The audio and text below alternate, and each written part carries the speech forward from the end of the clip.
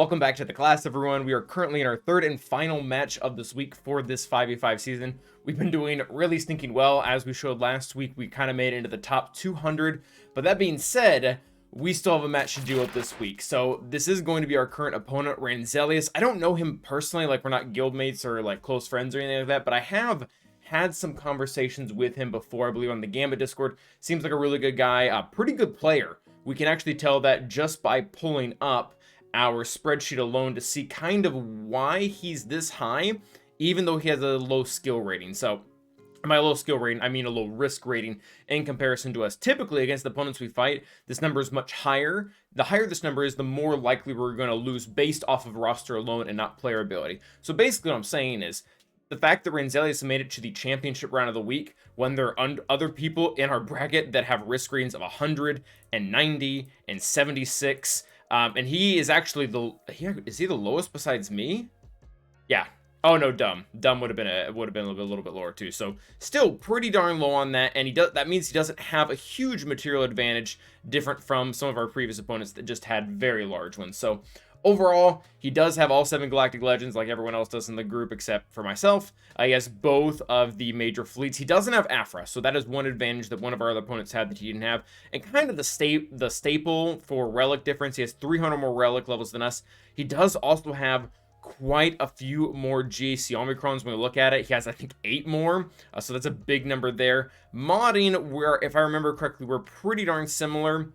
Yes, we do have them pretty clearly beat in the plus 20s, but when you get down, or plus 25s, but when you get down to, for example, the plus 15s, the 70 difference there isn't all that much. So that being said, let's go ahead and look at what he posted on defense, and I don't see this a lot, but it seems like he's posting, and I'm not saying he copied me, but he posted similar defenses as what we do. So he has the Traya and Omicron down with the Savage one. This is a very similar team that I've been using.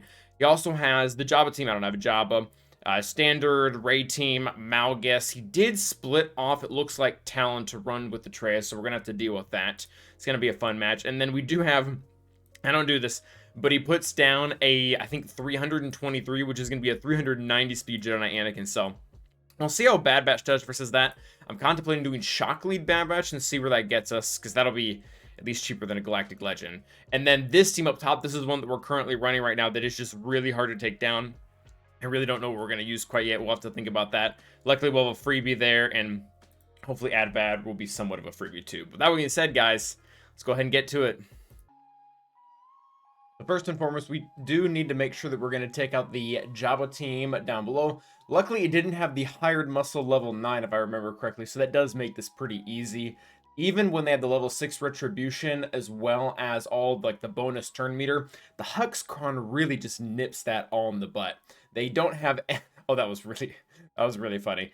I'll finish that thought, but just watching Boba just AoE and not only kill himself once, but kill himself twice was really, really satisfying. Yeah, the Huxcron is great here because when you get dominance or whatever the buff is called, they can't hit you back or counter you. So our lobster there just got to use his AoE on everyone. Nobody hit him back, and we got a bunch more ult charge and just a bunch more damage in general. So overall, this is game. The fact that we were able to do as much as we were in the very beginning. Once you kill Boosh, they don't really have enough offense to kill you in general. And I really thought that we were about to kill Jabba before we killed Chrysanthemum, which would be weird. And our Lobster and Foss survive, so that's typically not the normal two. I guess the tank can sometimes survive, but usually the Lobster eats it. Okay, so this one is tricky. They have a fair amount of health steal. I think they have about 40 or 60% health steal, and that does make this battle trickier. So they pretty much standard for JML versus this comp. We are going to want to make sure we kill the sides first. Ben and as well as Ray, they have this dance where they will go and you have to get them both under 50% health, kind of for a point. No, not exactly like that, but you have to get one under and then kill the other one. But it's really wise, in my opinion, to just make sure that everyone's dead first, because if you try to do the whole Ray-Ban thing in the beginning, the other 3 just kind of get to run rampant, and especially with the bros there and them getting to put Inspired out, it's really not fun. So first priority definitely was going to be Resistance Hero Finn, specifically just because, again, of the Inspired mechanic, and then after that we try to focus JTR to the best of our ability.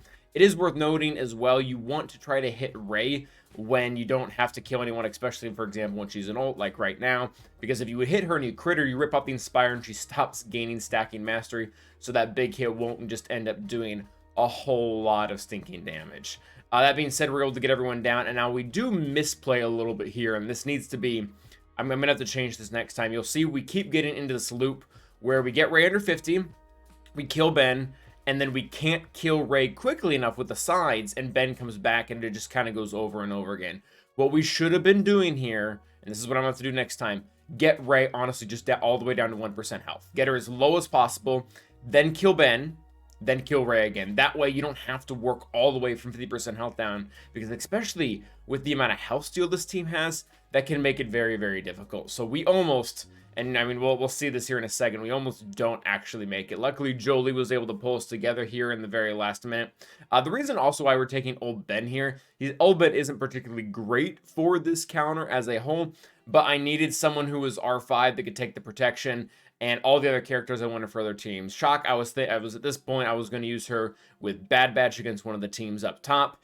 And I think the other R5 that Cam, we wanted to use him so that we can actually try to use Qui-Gon Jinn versus the Traya team, and he does make that team, not necessarily versus Traya, but just in general a lot better. So again, getting back to what I was saying here, we don't quite really do this right, and we just barely, by the skin of our teeth, get the 61 there right before she goes into ultimate. I don't know if we would have killed her. That might have had to have been a 2-shot if we didn't get her down in that moment, so I'm very glad we did. That being said, we were going through this guy's history, and again, there was a pretty good Datacron on this Malgus team. They had the 15% turn meter along with a lot of armor. So I just decided to use C. We looked again through his history. It didn't really seem like he was going to have a Galactic Legend on the back one. That's really the only reason to keep C here, because my alternative is to use Gas. And Gas is a really sketchy counter. We really can't cut corners. And if they have a really good Datacron and superior relic levels, which this guy did, it's not about all I want to do. And even then, banner-wise, it probably also just wouldn't be very good. So we go ahead and take in our C here. We make sure to mark there Malgus and Darth Revan in the very beginning. That's just nice because Darth Revan does a lot of damage and takes a lot of turns. It is important to note, after you get the two of them down, you need to make sure that you link up the Marauder, not necessarily Marauder, but you need to make sure you link up Malik with someone, because if you don't link up Malik with someone, then you run the risk of killing the other two and then never landing shock and never killing him. And you'll see, this is important, because this Basilisk on Fallen was not modded super tanky. Like, she only had like 1 health and protection primary, but because the Datacron, as you can see, has 100% defense, C can just barely make any progress on her at all. Like, it takes, I think, multiple of the big hits to actually end up being able to kill her. She's just so stinking tanking. I imagine, again, if that was Malik, we probably just wouldn't have died. So now here comes the moment of truth. We're going to go ahead and take our Qui-Gon Jinn versus the Traya team. They don't have a lot of armor, so it's really just coming down to killing them. One of the issues with this team, though, is they do have a lot of crit avoidance just from Traya lead. And Jedi Anakin doesn't have a ton of crit chance, so the odds of us not critting them surviving are somewhat decent. The main one that I want to kill is Nihilus, because this becomes a lot easier to counter if you can get him down. That being said, we were debating here in the very beginning of the match if we should use the AoE, or if we think the Qui-Gon Jinn's just going to eat it right away. So I believe we end up defaulting to just the basic ability, because we're afraid, again, the Qui-Gon's just going to eat it right in the beginning, because if he does, and you don't have the big AoE ready, then it's really not going to go all that well. So we go ahead and swap stance with Cam. Again, I'm trying to get this battle to lay out as long as possible. They remove both my buffs and then kill Qui-Gon Jinn as soon as they can. So here's the moment of truth. Have to use the big AoE. Luckily, very, very luckily, we kill not only Nihilus, but also Talon. So while the 2 Omicrons in this team are maintained, and that within itself actually is very annoying, because we're probably not going to be able to kill them now, just because there's still a lot of stuff to get through here. And the ideally what would have happened is we would have crit Traya and Cyan as well. They would have all died, and then it would have just been a solo Savage, which at that point, solo Savage is pretty easy to kill when you have units such as Cam, Mace, and Jedi Anakin. There's a lot of combo, there's a lot of damage, there's max health reduction, there's armor shred. There were a lot of things that we would have had to, that would have actually been able to take him down. That being said, that was not the case. We didn't kill Traya, so we are going to lose, but I'm really not sure how bad of an attempt this was and how important getting those 2 kills were. Because now we're going to be able to come in, and you'll see this now, we'll clean up with Gas. And Gas versus Traya in general isn't that great. You'll see here that it takes us a long while to get the kills, and what I would have been really afraid of is if we would have done this in the very beginning, Nihilus being there, he would eventually annihilate a gas, and then you're just done. So luckily, again, he wasn't there, so we didn't really have to worry about this. It is kind of a little bit of a longer match just for us to build up the amount of offense we need. Luckily, Gas gets stacking offense every single time an enemy gains a buff. So Savage over there, who's getting all those health over time every single time, is just boosting our offense through the roof. So even if we're short on damage or something funky happens with Rex's big hit or something like that, that hit will, or that stacking offense will eventually just shred right through him. That being said, things do get a little bit sketchy. We try to hold our form-ups when Gas is sitting, and you can see now that the damage output, it just gets a little bit ridiculous, and we end up killing them. So, solid 36 banners. Didn't love that, but it is what it is. So we get to the back, we see that we don't need Grand Inquisitor for anything grand. No pun intended. That was very much pun intended. So, we just go ahead and use them against the Super Qui-Gon Jinn team. This Qui-Gon Jinn team had a 323 Jedi Anakin, which means the only way that Bad Batch were beating this if we use Shock Lead, which was honestly an option, but I just figured, you know, if we Grand Inquisitor's so hard bent towards this team, he's not going to beat a lot of other stuff that this guy placed on the board. He's placed a lot of very good teams in the back wall, so we just went ahead and used him here, and honestly, I don't regret it. They really, I mean, they should. Grand Inquisitor should beat this. Inquisitors have synergy against Jedi.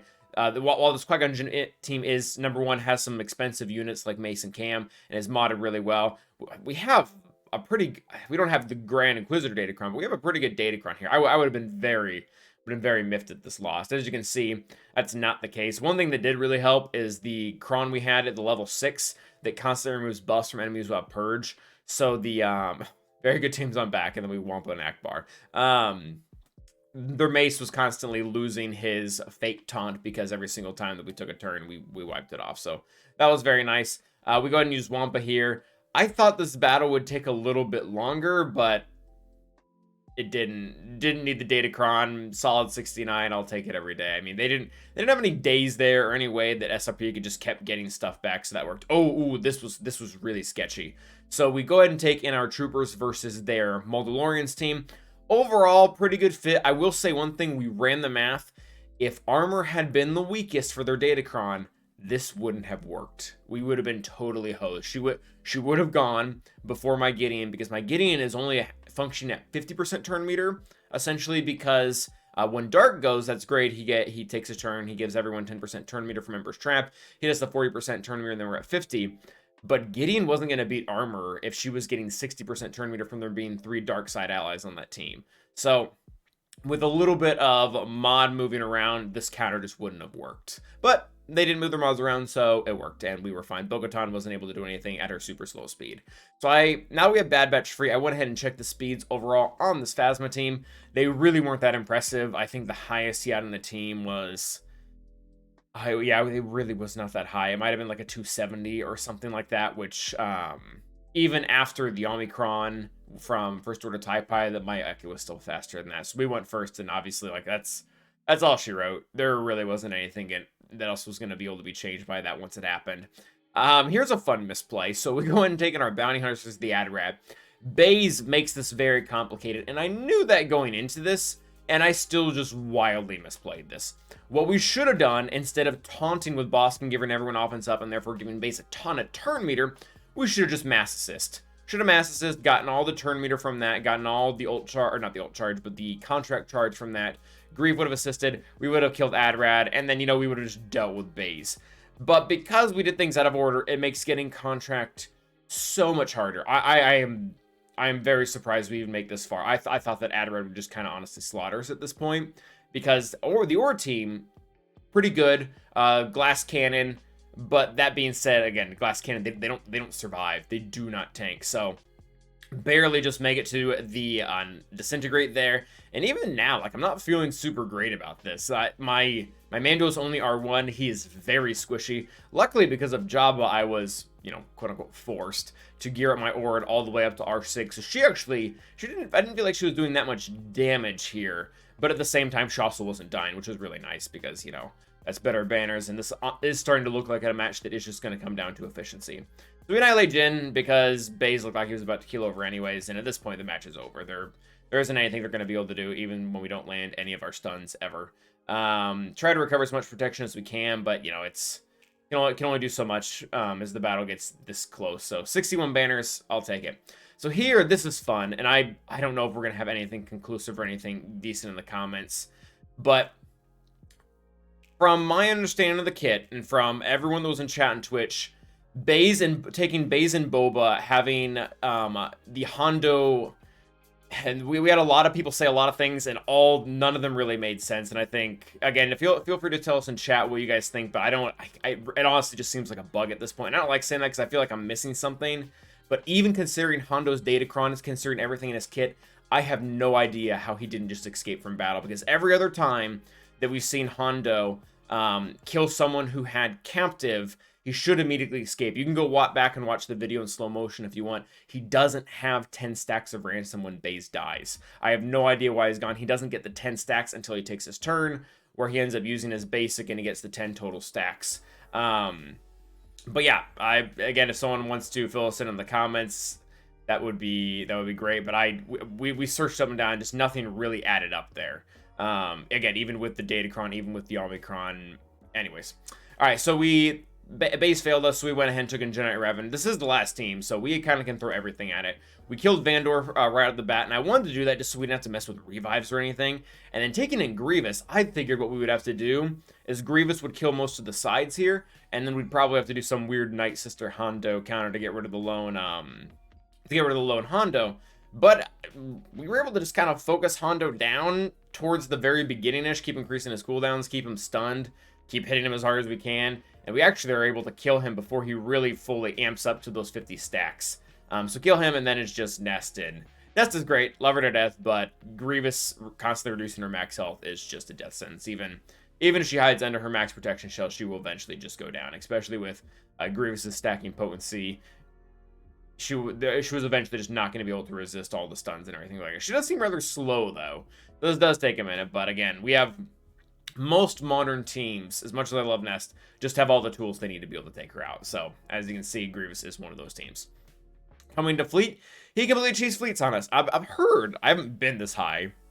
Never been in top 200 before, woohoo. I've heard that at this point, people just start cheesing fleets. And by that, I just mean leaving kind of their worst 3 fleets on defense. Because everybody is always going to clear, and they might as well be as efficient as possible. So that is what our opponent did here. Negotiator is the strongest fleet. He left First Order and Radis. And again, why a lot of people are probably appalled that he left First Order. That is kind of just the strategy around these parts, because why, if you know that your opponent has everything to full clear you and you have everything to full clear your opponent, why leave your pretty much your entire round up to a 70% counter or something like that? I don't know. I don't do it myself, but I get the thought process of this kind of like top layer of players doing this. That being said, there's really not a lot to say on these fleet battles. Profundity just wipes the floor with Negotiator. I guess it's somewhat important to note that I like to go all in on Anakin in the very beginning, just because you get him into stealth, and then Profundity has this really cool ability where you can rip them out of stealth, and then they die, and they get marked, and it's really, really fun. So that was good. And then this felt so awkward. We take an Empire versus First Order, just 'cause I don't remember the last time we fought First Order on defense. Like it's been I don't know. It might not have happened since we've had 3 fleets. It really, I can't remember this, but that being said, I just kind of went with my gut for what was probably a good fleet. This was dumb. I remember being mad about this during the Twitch stream. I used the taunt ability with Emperor Shuttle, thinking, it'll probably go to Marauder because he still has all health and most of his protection. And it goes to Vader. I'm like, okay, really not ideal. But as the battle gets going, there's not a whole lot they can do. The Days from Marauder is very good here. One of the things that First Order struggles with, maybe the only thing the First Order really struggles with, is they don't have a cleanse. They can't do anything when they get dazed, and especially Silencer. Silencer just hates being dazed. He does not want that to happen ever. But yeah, we get it down just to him, and then this is game over by this point. I think we have our ultimate just about charged. Oh, no, we don't. So we're gonna have to go in and just beat him up with basics, I guess, and he died via concussion mines or whatever it is. And then yeah, we have to take out Radis with our own First Order, which that's Oh, not with our first order with Malevolence. We usually do first order, but Malevolence seems to be just actually a little bit better, even banner-wise, which is weird. Because typically, I kind of know the Malevolence versus anything to be really low banners, but you'll see here that just actually isn't the case. He actually does very well. I only took in Spy, didn't take any other reinforcements. I didn't think the battle would really go that far. The Buzz Droids constantly getting wiped was not very fun, actually, though. Which I think is actually... Radis with Houndstooth, I think actually used to be able to counter Malevolence way back in the day. That's kind of a fun, irrelevant fact. But, yep, just keep getting the Buzz Droids, keep doing what we need to do, and eventually everyone just goes down. Luckily, we had the big hit from Spy, so we don't have to worry about any dodges or anything of the sort. But yeah, now it's just down to the one character, and then they go down really easy. Not again, this is pretty much a wash, especially when you don't have bad AI controlling it. So we did all right there, and we just keep on beating our personal record, I guess. We barely won, like by such a small margin, only by 9 banners. So every single one of those matches counted, and that misplay with Adrad was almost really bad. And then after climbing higher than we've ever climbed, we take first again, and this is pretty cool. Again, I try not to brag, try not to brag for too long, but this is just unprecedented for me. We have not done this well, and one of the things that I'm even more intrigued by, if you go into my whatchamacallit right now, one of the people that I'm like within distance of is Arnold. And again, we've talked about, like, there's been a lot of other content creators that we've been in range with while making this climb up to the sun, where we will eventually just burn into the abyss. It's really kind of cool to see that name in particular is really cool. I don't think we're close enough unless like a lot of people just drop out this next week. But I mean, if I go 2-1 or if I go 1-2 and he does the same, oh yeah, that could be very, very fun. But that is going to be the end of this one. So thank you everyone for watching, and as always, stay awesome.